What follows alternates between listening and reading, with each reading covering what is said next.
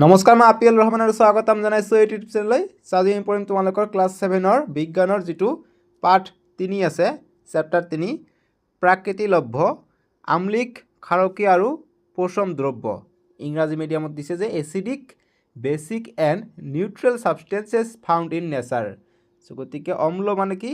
Acid, ক্ষাৰ আৰু পচন দ্ৰব্য যিবিলাক আমি প্ৰকৃতিত পাওঁ, প্ৰকৃতিলভ্য মানে প্ৰকৃতিত যিবিলাক পাওঁ সেইবিলাকৰ বিষয়ে এইটো পাঠত উল্লেখ কৰিছে। এইটো পাঠত অম্ল কি হয়, ক্ষাৰ কি হয়, ইয়াৰ ওপৰত আমি বস্তুখিনি জানিলে সম্পূৰ্ণখিনি এনচাৰ কৰিব পাৰিম। খুবেই ইম্পৰ্টেণ্ট অধ্যায়। তোমালোকে এই পাৰ্টটো লাষ্টত চাবলৈ পাবা। অনুশীলনী এক্সাৰচাইজৰ প্ৰশ্নকেইটা খুবেই ইম্পৰ্টেণ্ট পৰীক্ষাৰ কাৰণে। লগতে পাঠৰ ভিতৰৰ পৰা প্ৰশ্ন বনাই দিয়ে পৰীক্ষাত, সেইখিনিয়ে মই তোমালোকক অনুশীলনীটো শেষ পালে দি দিম। ঠিক আছে, তোমালোকে ভিডিঅ'টো শেষলৈকে চাই থাকিবা আৰু চেনেলটো ছাবস্ক্ৰাইব কৰি দিবা, নহ'লে কিন্তু চেনেলটো হেৰাই যাব। ঠিক আছে, আপিল ৰহমান ইউটিউব চেনেলটো খুবেই দৰকাৰী তোমালোকৰ কাৰণে। ফ্ৰীতে তোমালোকে এডুকেশ্যন পাই যাবা, সকলো ছাবজেক্ট ধুনীয়াকৈ পাই যাবা। গণিত, বিজ্ঞান, ইংৰাজী, ছ'চিয়েল ছায়েন্স, হিন্দী, যিয়ে নহওক। ঠিক আছে, সকলো ছাবজেক্ট যি কি নহওক। আমাক এক্সাৰচাইজ অনুশীলনীত 1 নম্বৰত কৈছে, ইংৰাজী আৰু অসমীয়া দুটা মিডিয়াম দি কৰাই দিম। ঠিক আছে, আমাক কৈছে 1 নম্বৰ যে drug and the circle of the correct answer, যে শুদ্ধ উত্তৰৰ গ'লটো সম্পূৰ্ণকৈ পূৰ কৰা। গতিকে গ'লটো আমাক পূৰ কৰিব দিছে, মানে MCQ টাইপৰ প্ৰশ্ন দিছে। যেনেকৈ 1 নম্বৰ প্ৰশ্ন দিছে যে ইংৰাজী মিডিয়ামত দিছে যে you have dipped a red litmus paper into a solution and it turn blue, which of the following solution would turn it back to red. অসমীয়াত কৈছে যে তুমি এখন ৰঙা লিটমাছ কাগজ এবিধ দ্ৰব্যত ডুবাই দিলা, ই নীলা হৈ গ'ল। তলৰ কোনটো দ্ৰব্যই ইয়াক আকৌ ৰঙা ৰঙলৈ পৰিৱৰ্তন কৰিব পাৰিব? দেখা, লিটমাছ পেপাৰৰ কথা কৈছে, খুবেই ইম্পৰ্টেণ্ট লিটমাছ পেপাৰটো। কৈছে যে তোমাক এখন ৰঙা লিটমাছ দিছে আৰু এবিধ দ্ৰব্যত ডুবাই দিছা তুমি, কি হৈছে? নীলা হৈ গৈছে। গতিকে ৰঙা লিটমাছ যেতিয়া নীলা হৈ যায় তেতিয়া ভাবিবা এইটো কি? এচিডিক সলিউশ্যনত ডুবাই দিছে, মানে এচিডত ডুবাই দিছে, অম্লত ডুবাই দিছে। তাৰপিছত কৈছে যে তলৰ কোনটো দ্ৰব্যই ইয়াক আকৌ ৰঙা ৰঙলৈ পৰিৱৰ্তন কৰিব পাৰিব? গতিকে কোনটো আকৌ ৰঙা ৰঙলৈ পৰিৱৰ্তন কৰিব পাৰিব? যাতে যেনেকুৱা ৰঙা লিটমাছটো নীলা হৈ গ'ল, এতিয়া নীলা লিটমাছ কোনে ৰঙা কৰিব পাৰে? সেইটো দ্ৰব্যত দিলে আমাৰ হৈ যাব। ঠিক আছে, গতিকে ৰঙা লিটমাছ, ইয়াত ৰঙা লিটমাছৰ কথা কৈছে। গতিকে ৰঙা লিটমাছ ক্ষাৰকত ডুবাই দিলে নীলা হৈ যায়। ঠিক আছে, ৰঙা লিটমাছক ক্ষাৰকত ডুবাই দিলে নীলা হৈ যায়। ক্ষাৰকত ডুবাই দিছে, এতিয়া নীলা হৈ গৈছে। নীলা লিটমাছ এতিয়া আমি এচিডত ডুবাই দিলে আমাৰ কি হ'ব? আকৌ ৰঙা ৰঙলৈ উভতি আহিব। এতিয়া অপশ্যন আমাক দিছে যে বেকিং ছ'ডা, বি দিছে ভিনেগাৰ, চি দিছে চূণ পানী, ডি দিছে চাবোন পানী। ইয়াৰ ভিতৰত যিটো এচিড হ'ব তাতে আমি ডুবাই দিলে আকৌ নীলা লিটমাছ পেপাৰটো ৰঙালৈ পৰিৱৰ্তিত হ'ব। আমাক গ'ল দি আছে ABCD, যিটো হ'ব তাতে আমি গ'ল কৰিম। ইয়াৰ আনচাৰটো কি হ'ব? ভিনেগাৰ। ভিনেগাৰটো হৈছে এটা কি? এচিড, যিয়ে কি কৰিব? বেকিং ছ'ডা এটা এচিড, চূণ পানী, চাবোন পানী এইবিলাক হৈছে ক্ষাৰক। ঠিক আছে, ভিনেগাৰটো এটা এচিড, যিয়ে কি কৰিব?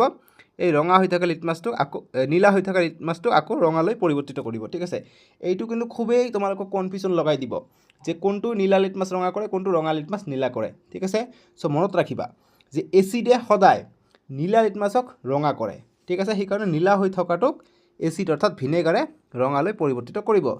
ইয়াত বি যিটো অপশ্যন আছে তোমালোকৰ কিতাপত, বিত তোমালোকে গ'লটো এনেকৈ পূৰাবা। ঠিক আছে, ইয়াত এনচাৰ মই অকল দি দিছোঁ অপশ্যন বি। ঠিক আছে, ভিনেগাৰ। বুজি পালা? এতিয়া 2 নম্বৰ প্ৰশ্ন, যে 3 unknown liquids were tested with different indicators.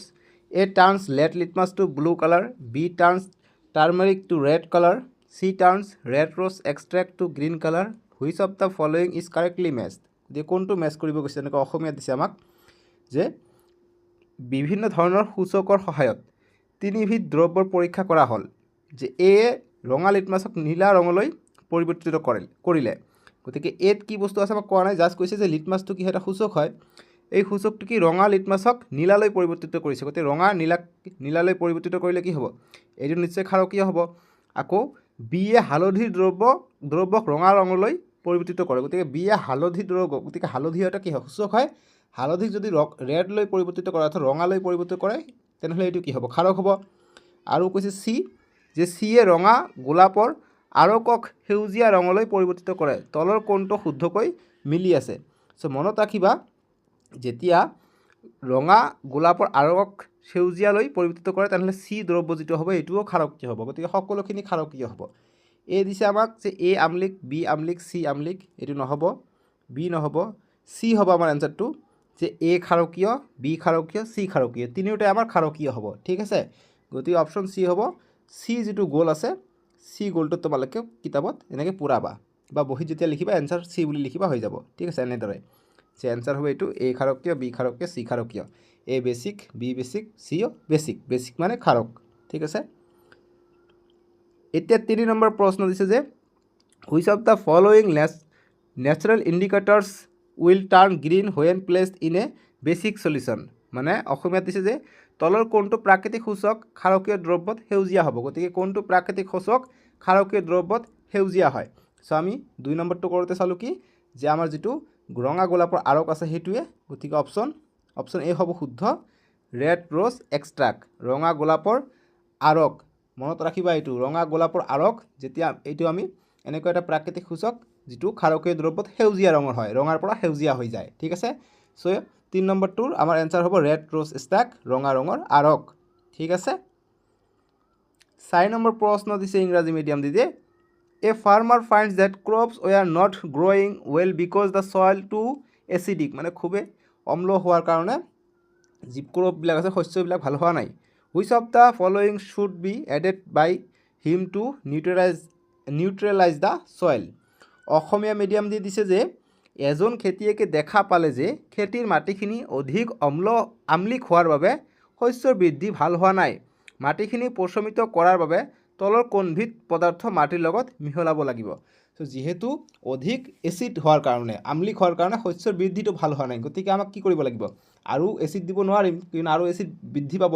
যদি আমি ক্ষাৰক দিওঁ তেনেহ'লে এইটো কি প্ৰশমিত হ'ব আৰু শস্যৰ বৃদ্ধিটো বাঢ়িব।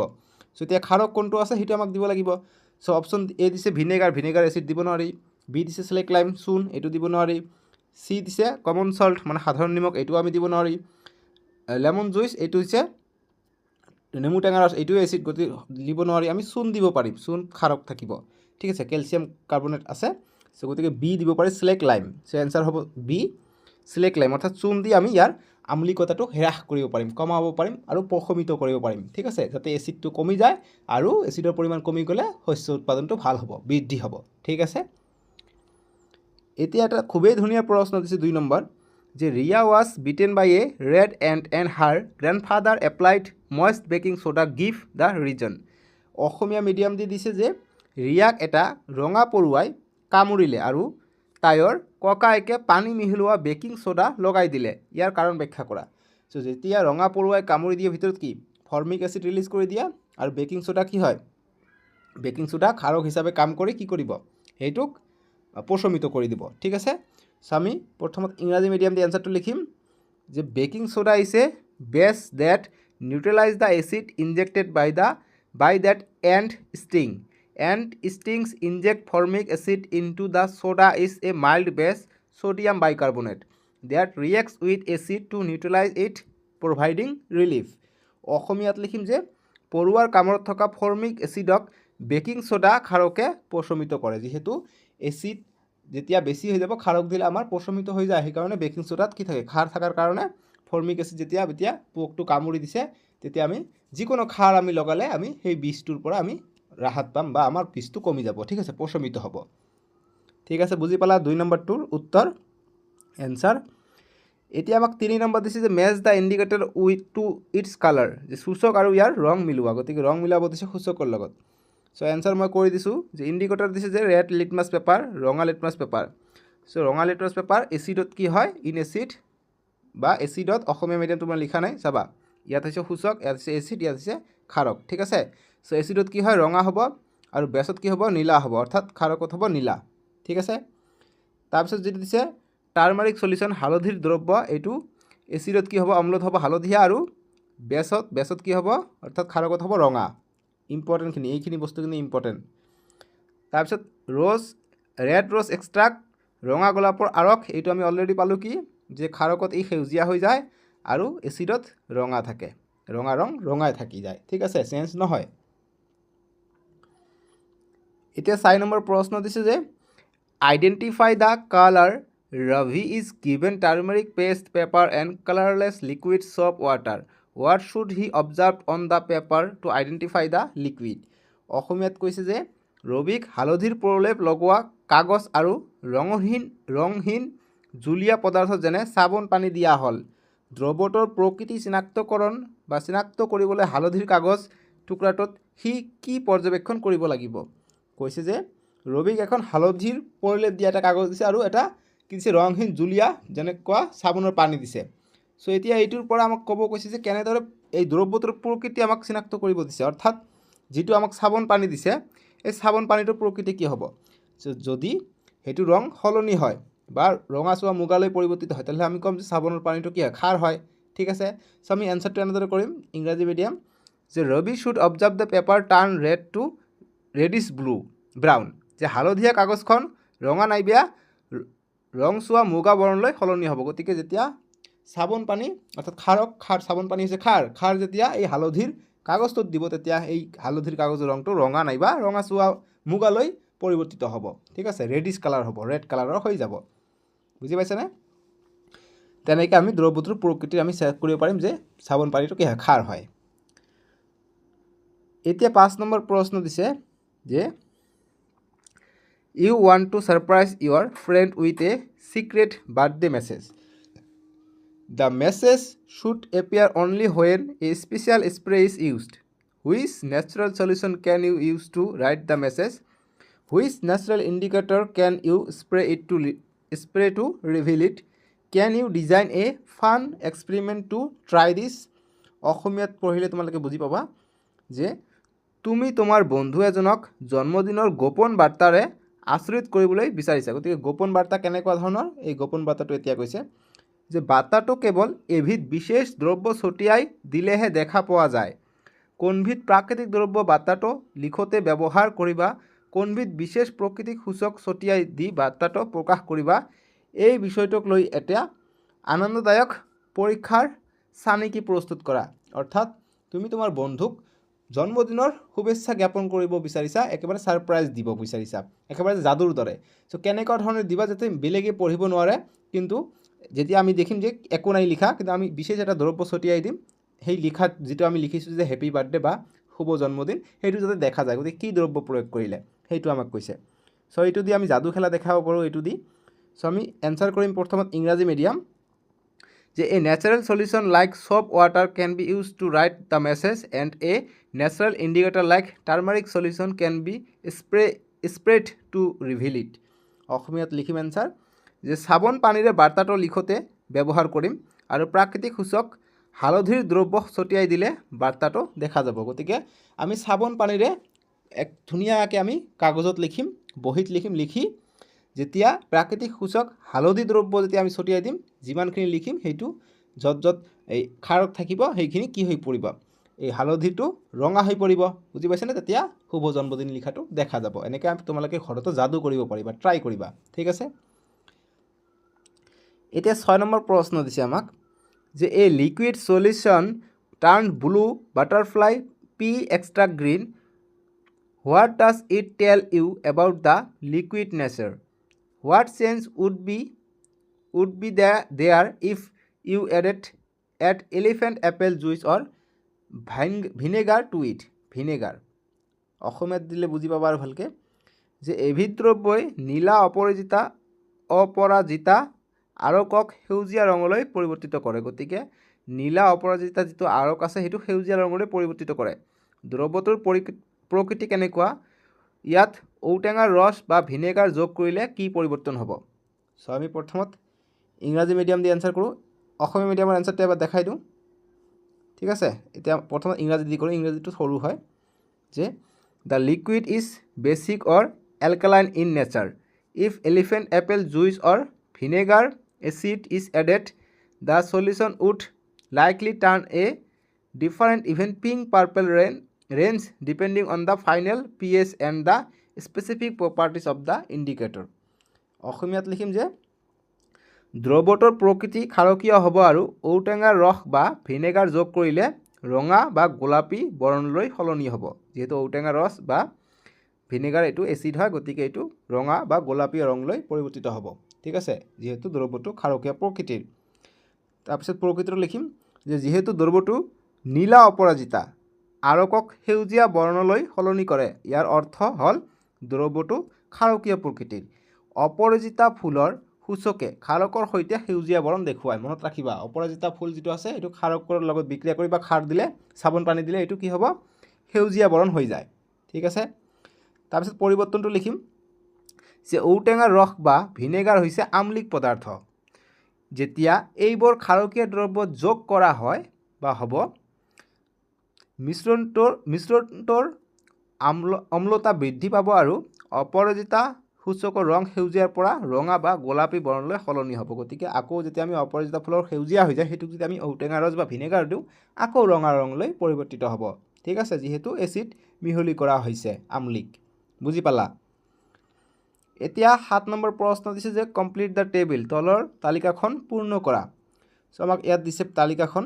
ইংৰাজী মিডিয়াম অসমীয়া মিডিয়াম ইয়াত আমাক দেখিবলৈ পোৱা ৰঙৰ কথা লিখিব দিছে সো আমি আনসাৰটো কৰিম যদি সোপ ওয়াটাৰ দিয়া হয় আৰু যদি টাৰ্মাৰিক সলিউশন স্প্ৰে কৰা হয় অৰ্থাৎ ছটিয়াই দিয়া হয় কি কালাৰ হ'ব ৰঙা নহলে রেডিশ নহলে ব্রাউন আকৌ ভিনেগার দিলে কি হ'ব রেড কেবেজ এক্সট্রাক্ট যদি দিয়া হয় রেড বা পিঙ্ক হ'ব আৰু বেকিং সোডা যদি দিয়া হয় আৰু ৰেড ৰোজ এক্সট্ৰাক্ট দিলে গ্ৰীণ কালাৰৰ হ'ব সেউজীয়া কালাৰৰ হ'ব অসমীয়া মিডিয়াম লিখিম যে যদি সাবন পানী আমি কি কৰোঁ ব্যৱহাৰ কৰোঁ লিখাৰ কাৰণে আৰু ছটিয়াই দিয়া দ্ৰব্য যদি হালধিৰ দ্ৰব্য দিওঁ দেখিবলৈ পোৱা ৰং পাম আমি ৰঙা আৰু ভিনেগাৰ যদি বন্ধাকবিৰ বা ৰঙা বন্ধাকবিৰ ৰস আমি দিওঁ ৰঙা বা গোলাপী ৰঙৰ দেখা পাম বেকিং সোডা দি যদি আমি লিখোঁ আৰু তাত যদি আমি ৰঙা গোলাপৰ ৰস ছটিয়াই দিওঁ তেতিয়াহ'লে সেউজীয়া ৰং আমি দেখিবলৈ পাম বুজি পালা 7 নম্বৰটোৰ সমাধান বা সলিউশনটো নহয় এনসাৰ উত্তৰ ঠিক আছে এতিয়া 8 নম্বৰ প্ৰশ্ন যে after mixing grab juice with red rose extract the solution turns reddish color what happens if baking soda is added to the above solution explain the reason অসমীয়াত কৈছে যে ৰঙা গোলাপৰ আৰকৰ সৈতে আঙুৰৰ ৰস মিহলাই লোৱাৰ পিছত দ্ৰব্যটো ৰঙাচুৱা হয় এই দ্ৰব্যত যদি বেকিং সোডা মিহলোৱা হয় তেন্তে কি হ'ব কাৰণ দৰ্শোৱা সো আমি নিশ্চয় ক'ব পাৰিম প্ৰথমত ইংৰাজী মিডিয়াম দি লিখিম যে if baking soda is added to the reddish solution the solution will change colour likely turning green সেউজীয়া হ'ব this happen because baking soda is a base কাৰণ বেকিং সোডা কি হয় ক্ষাৰক হয় which react with the acidic solution grape juice and rose extract mixture causing the natural indicator red rose extract to change its basic color Asomiya medium দি আমি answer লিখিম যে দ্ৰব্যটোৰ ৰং সেউজীয়া বৰ্ণলৈ সলনি হ'ব কাৰণ ৰঙা গোলাপৰ আৰক হৈছে এটা প্ৰাকৃতিক সূচক আঙুৰৰ ৰস সাধাৰণতে অম্লীয় যেতিয়া এই দুটা মিহলোৱা হয় ৰঙাচুৱা বৰণে সূচায় যে মিশ্ৰণটো অম্লীয় প্ৰকৃতিৰ বেকিং সোডা হৈছে এটা ক্ষাৰকীয় পদাৰ্থ যেতিয়া বেকিং সোডা আমলিক মিশ্ৰণটোত যোগ কৰা হয়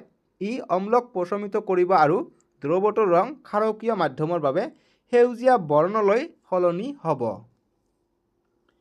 এতিয়া 9 নম্বৰ প্ৰশ্ন দিছে যে which of this solution can act as writing material for invisible message on turmeric coated paper explain why তলৰ কোনটো আমি ইনভিজিবল মানে অদৃশ্য মেছেজ আমি দিব পাৰোঁ বাৰ্তা দিব পাৰোঁ সেইটোৰ ওপৰত কৈছে আমি অসমীয়া মিডিয়াম দিয়ে দিছে যে তলৰ কোনটো দ্ৰব্য হালধি সনা কাগজত অদৃশ্য বাৰ্তা লিখাৰ বাবে ব্যৱহাৰ কৰিবা ব্যাখ্যা কৰা সো অদৃশ্য বাৰ্তা দিয়াৰ কাৰণে আমি কোনটো ব্যৱহাৰ কৰিম ইয়াত দেখা পাইছোঁ যে লেমন জুইচ দিছে নেমু টেঙাৰ ৰস দিছে সো নেমু টেঙাৰ ৰস আমাক হালধি যদি কাগজত আমি দিওঁ আমাৰ কি হ'ব নেমু টেঙাৰ ৰস দিলে একো নহয় যেটো এটো এসিড সাবন পানী দিলে কিবা এটা হ'ব কিয়তো সাবন পানী খাৰক গতিকে এইটো বিক্ৰিয়া কৰিব এইটো ৰঙা হৈ পৰিব বাকি গাখীৰ নিউট্ৰেল এইটো একো নহ'ব মিল্ক ভিনেগাৰ এসিড এইটো ৰং পৰিৱৰ্তন নহ'ব হালধীয়া থাকিব সো গতিকে আমি আনসাৰটো কৰিম যে the solution that can act as writing material for invisible message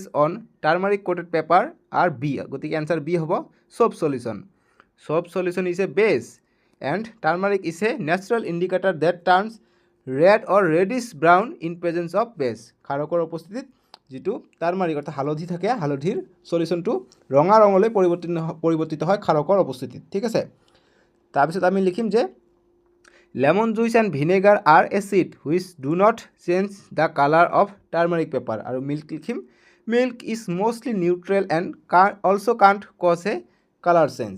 কোনো ধৰণৰ ৰং পৰিৱৰ্তন নহয় গাখীৰত। এতিয়া অসমীয়া মিডিয়াম দি লিখিম যে অপশ্যন বি হ'ব এনচাৰ, চাবোন পানী। ব্যাখ্যা কৰিম, যেতিয়া কোনো অম্লীয় পদাৰ্থ যেনে নেমুৰ বা ভিনেগাৰ ছটিয়া হয়, বাৰ্তাটো লিখিবলৈ নেমু টেঙাৰ ৰস ব্যৱহাৰ কৰিলেও বাৰ্তাটো অদৃশ্য হৈ পৰে। তেনেদৰে গতিকে কথাটো বুজিবা, যেতিয়া কোনো অম্লীয় পদাৰ্থ যেনে নেমুৰ ৰস ভিনেগাৰ ছটিয়া হয়, বাৰ্তাটো লিখিবলৈ নেমু টেঙাৰ ৰস ব্যৱহাৰ কৰিলেও বাৰ্তাটো অদৃশ্য হৈ পৰে। ঠিক আছে, মানে নেমু টেঙাৰ ৰস যদি আমি ব্যৱহাৰ কৰোঁ তথাপিও অদৃশ্য হৈ পৰিব, কিয়নো হালধীয়া থাকিব। তেনেদৰে গাখীৰ প্ৰায় পৌষম, ই ৰং সলনি কৰিব নোৱাৰে। গতিকে গাখীৰটো কি হয়, পৌষম হয়, নিউট্ৰেল হয়, এইটো ৰং সলনি কৰিব নোৱাৰে। কিন্তু লিখিম যে কিন্তু ক্ষাৰকীয় সূচক যেনে চাবোন পানী ছটিয়াই দিলে দৃশ্যমান হয়। যিহেতু এই প্ৰশ্নত হালধি সনা কাগজত লিখাৰ কথা কোৱা হৈছে, গতিকে চাবোন পানী ব্যৱহাৰ কৰিলে ৰঙা ৰং পোৱা যাব। গতিকে চাবোন পানী ব্যৱহাৰ কৰিলে এইটো হালধীয়া কালাৰটো ৰঙা ৰংলৈ পৰিৱৰ্তিত হ'ব। বুজি পাইছা? সেইকাৰণে আমাৰ এনচাৰটো হ'ল চাবোন পানী।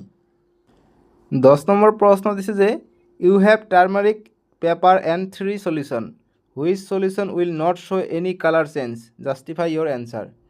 অসমীয়াত দিছে যে তোমাৰ হাতত হালধি সনা কাগজ আৰু 3বিধ দ্ৰব্য আছে, কোনকেইটা দ্ৰব্য ৰঙৰ কোনো ধৰণৰ পৰিৱৰ্তন নেদেখুৱাই তোমাৰ উত্তৰৰ সপক্ষে যুক্তি দিয়া।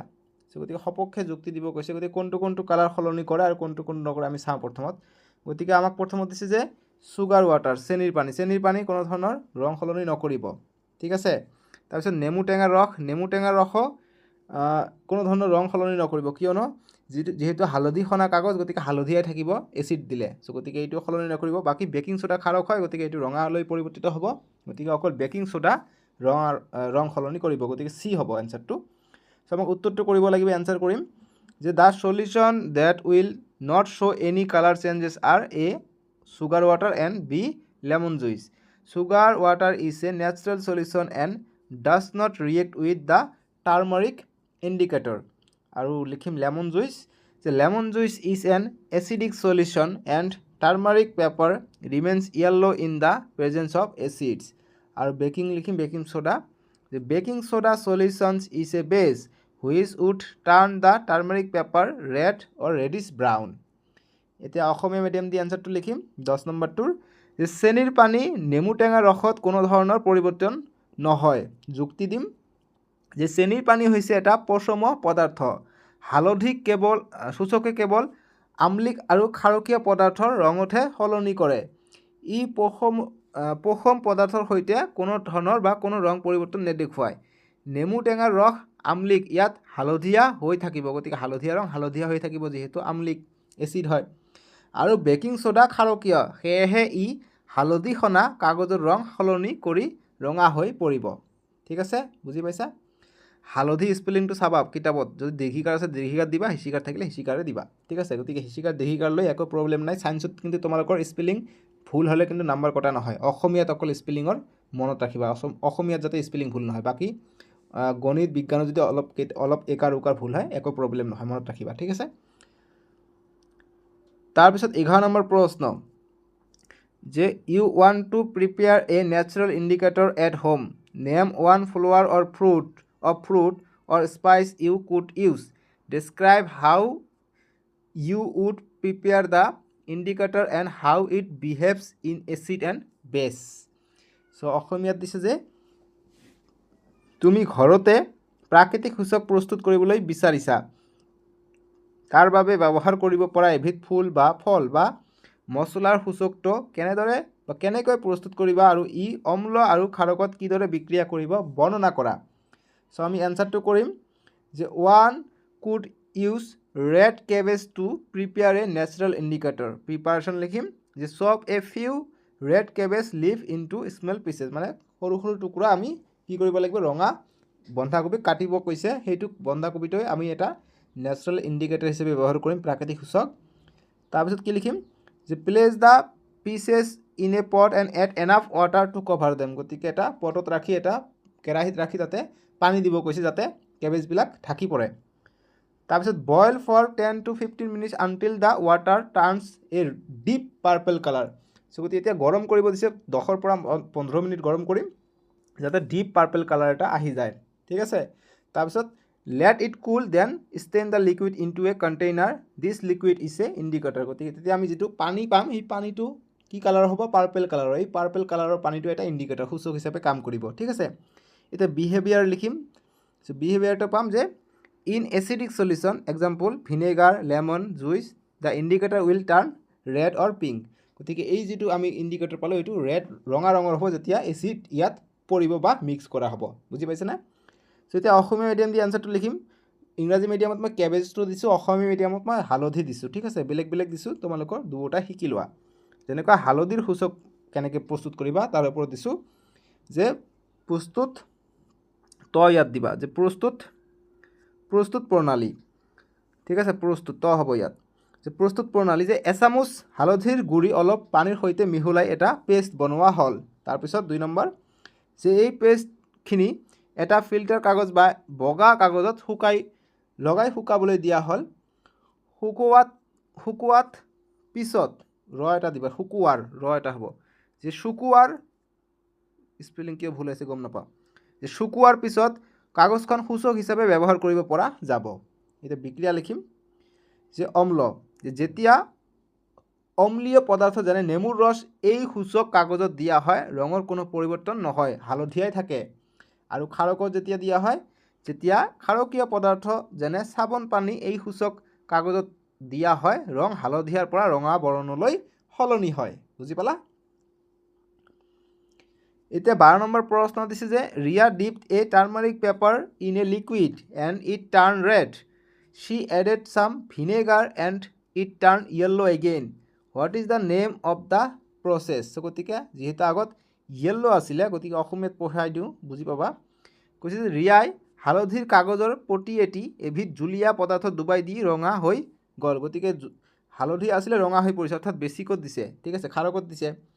তেতিয়া তাই অলপ ভিনেগাৰ যোগ কৰিলে আৰু হালধি কাগজৰ প্ৰতিটা আকৌ হালধীয়া ৰঙলৈ পৰিৱৰ্তিত হ'ল। গতিকে তেতিয়া আকৌ ভিনেগাৰ কি হয়, এচিড হয়, ভিনেগাৰ দিয়াত কি হৈছে আকৌ হালধীয়াই পাইছে। চ' গতিকে এইটো কি পশমিত বিক্ৰিয়া হৈ গৈছে, আগৰ ৰঙে ঘূৰি আহিছে।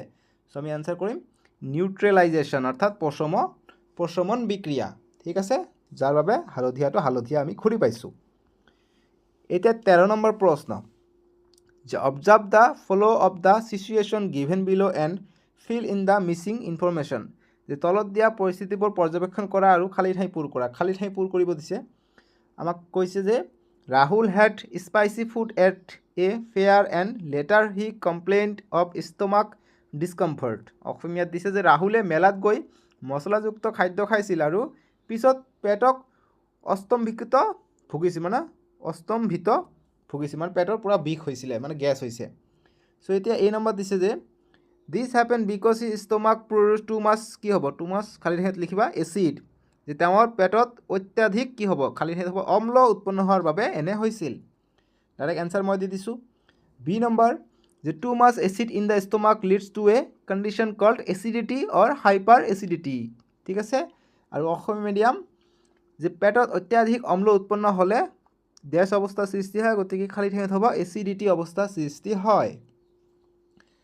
C number to feel better Rahul's mother gave him a medicine called, কি হ'ব, এণ্টাচিড। এণ্টাচিড আমি খালে গেছটো কমি যায়, এইটো পশমিত কৰে, ঠিক আছে, মানে ক্ষাৰক হিচাপে কাম কৰে।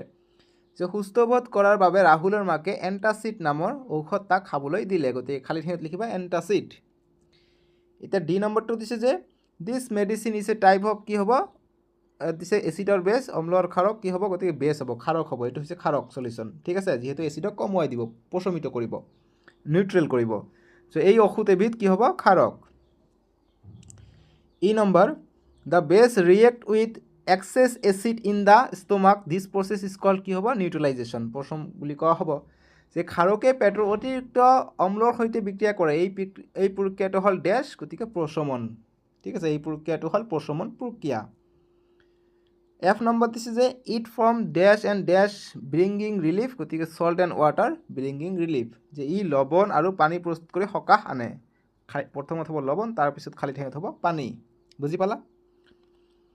এতিয়া 14 নম্বৰ প্ৰশ্ন দিছে যে select the natural acid base indicators and write their names, যে প্ৰাকৃতিক অম্ল ক্ষাৰকৰ সূচকবোৰ বাছি উলিয়াই নাম লিখা। যেনেকৈ ইয়াত আমাক প্ৰথমত দিছে কি, ইয়াত আমাক হালধি টাইপৰ দিছে, ইয়াত দিছে ৰঙা কেবেজ দিছে, ৰেড কেবেজ, ইয়াত আমাক গ্ৰীণ কেবেজ দিছে, ইয়াত আমাক ফুলকবি দিছে, ইয়াত আমাক কি দিছে, এইটো লাইকেন হয়, ঠিক আছে, এইটো লিটমাছ পেপাৰ টাইপৰে হয়, লিটমাছ হয় এইটো। চ' আমি প্ৰথমত লিখিম এনচাৰ যে turmeric, red cabbage and litmus derived from lichen, যে হালধি, লিটমাছ, জবা ফুলৰ পাহি, ৰঙা বন্ধাকবিৰ ৰস, এইবিলাক কি হৈছে সূচক। বাকী যি গ্ৰীণ কালাৰ দিছে এইটো আৰু এইটো সূচক নহয়, বাকী তিনিটা সূচক হয়, ঠিক আছে। এতিয়া আমাৰ ইম্পৰ্টেণ্ট পৰ্যায়ত আহিলে ভিডিঅ'টোৰ, যে পাঠৰ ভিতৰৰ প্ৰশ্ন খুবেই ইম্পৰ্টেণ্ট, ঠিক আছে। পাঠৰ ভিতৰৰ প্ৰশ্ন উত্তৰ, এক্সট্ৰা প্ৰশ্ন উত্তৰ ইনচাইড বুক বুলি কোৱা হয়। চ' 1 নম্বৰ প্ৰশ্ন, যে পচন বিক্ৰিয়া কাক বোলে, ভেৰি ভেৰি ইম্পৰ্টেণ্ট, যে হোৱাট ইজ নিউট্ৰেলাইজেশ্যন। চ' আমি এনচাৰ কৰিম যে যেতিয়া এবিধ ক্ষাৰকৰ লগত অম্ল মিহলোৱা হয় তেতিয়া লৱণ পানী আৰু তাপ উৎপন্ন হয়, ইয়াক পচমন বিক্ৰিয়া বা বিক্ৰিয়া বোলে। ইংৰাজী মিডিয়াম লিখিম যে when an acid and a base mixed they form salt and water releasing heat it is called neutralization. এতিয়া ইম্পৰ্টেণ্ট ধুনীয়া পইণ্ট দিছোঁ, যেনেকৈ পাঠটোৰ আৰম্ভণিতে প্ৰথম প্ৰশ্নত যিটো আছিলে কনফিউশ্যন লগাই দিছিলে, সেইটো কাৰণে মই আকৌ এইটো দি দিছোঁ যে acid turn blue litmus red and bases turn red litmus blue. যে অম্লই নীলা লিটমাছ ৰঙা কৰে, ঠিক আছে, কিন্তু ক্ষাৰকে কি কৰে, ৰঙা লিটমাছক নীলা কৰে, ঠিক আছে। কনফিউশ্যন যাতে নালাগে এতিয়া মনত ৰাখিবা, নীলাৰ পৰা ৰঙা, আকাশৰ ৰং কি নীলা, এই এচিডে কি কৰিব, ৰঙা কৰি দিব যদি এচিড পৰে, বুজি পাইছা, তেনেকৈ মনত ৰাখিবা। তাৰপিছত যে red rose paper stripe give a red color in acid and turn green in bases, যে ৰঙা গোলাপৰ কাগজৰ পটিয়ে কি কৰে, অম্লক ৰঙা কৰে আৰু ক্ষাৰকক সেউজীয়া ৰঙলৈ পৰিৱৰ্তন কৰে। ভেৰি ভেৰি ইম্পৰ্টেণ্ট এই দুটা পইণ্ট, সেইকাৰণে দিছোঁ। চ' এইখিনি আছিলে, আমি নেক্সট ভিডিঅ'ত তোমালোকৰ চেপ্টাৰ 4 কৰিম। ডেছক্ৰিপশ্যনত দিয়া আছে, নহ'লে স্ক্ৰীনৰ ৰাইট ছাইডত দিব, তাতে ক্লিক কৰি চাব পাৰিবা, আৰু তোমালোকৰ সুবিধাৰ কাৰণে প্লে লিষ্টটো বনাই দিয়া আছে, ঠিক আছে, প্লে লিষ্টত গৈ চাব পাৰিবা। চ' আপিল ৰহমান ইউটিউব চেনেল চোৱাৰ কাৰণে তোমালোকক বহুত বহুত ধন্যবাদ। চ' বাই বাই, টেক কেয়াৰ।